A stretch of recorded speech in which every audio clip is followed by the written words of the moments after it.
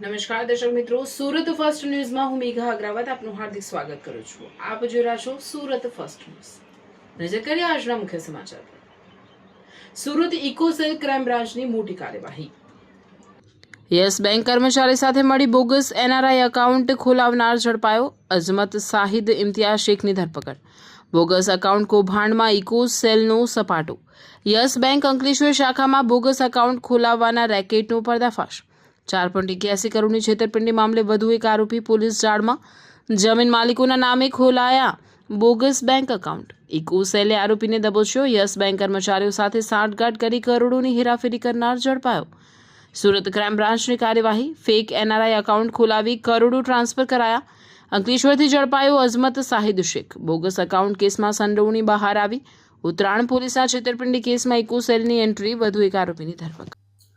સુરત શહેર અનેક ક્ષેત્રોમાં ખૂબ જ ઝડપથી પ્રગતિ કરી રહ્યું છે અને એ ક્ષેત્રો પૈકી એક છે રિયલ એસ્ટેટ, કે જેમાં ખૂબ જ ઝડપથી સમગ્ર શહેરમાં કન્સ્ટ્રક્શન અને જમીન લે વેચનો વ્યવસાય પણ ખૂબ જ ઝડપથી પ્રગતિ કરી રહ્યો છે.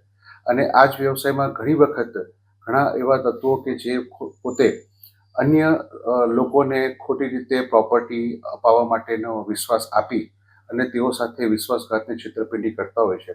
એવા જ એક બનાવમાં ફરિયાદી શ્રી પિયુષભાઈ સાથે રવિ કોલડિયા નામના આરોપીએ તેમને જમીન અપાવી દેશે એવો વિશ્વાસ આપી અને આ જે જમીન હતી એ ફોરેનમાં વસવાટ કરતા લોકોની હતી અને તેમની સાથે વિશ્વાસ અપાવી ફરિયાદી પાસેથી 4 કરોડના ચેક લઈ લીધા અને જે મુખ્ય મૂળ માલિક હતા તેમના નામના ખોટા યસ બેંકમાં અંકલેશ્વર ખાતે ખાતા ખોલાવી અને એ ખાતામાં ફરિયાદી દ્વારા આપવામાં આવેલા ચેક જમા કરાવી અને પૈસા પોતે પોતાના અંગત ઉપયોગમાં લઈ લીધેલા.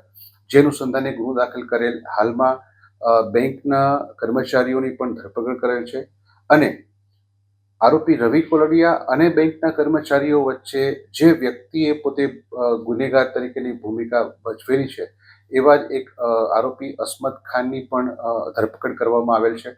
આ આરોપીનો રોલ એવો હતો કે એણે રવિ કોલડિયા અને બેંકના કર્મચારીઓ સાથે એકબીજાનો પરિચય કરાવી અને પોતે ખોટા બેંક એકાઉન્ટ ફરિયાદ અન્ય સાહેદના નામના, કે જે લોકો ભારતમાં હયાત નહોતા, તેમના બેંક એકાઉન્ટ ખોટી સહીઓ કરી અને ખોલાવવામાં હાલના આરોપીની મુખ્ય ભૂમિકા છે. એની ધરપકડ કરવામાં આવેલ છે અને તપાસ ચાલુ છે.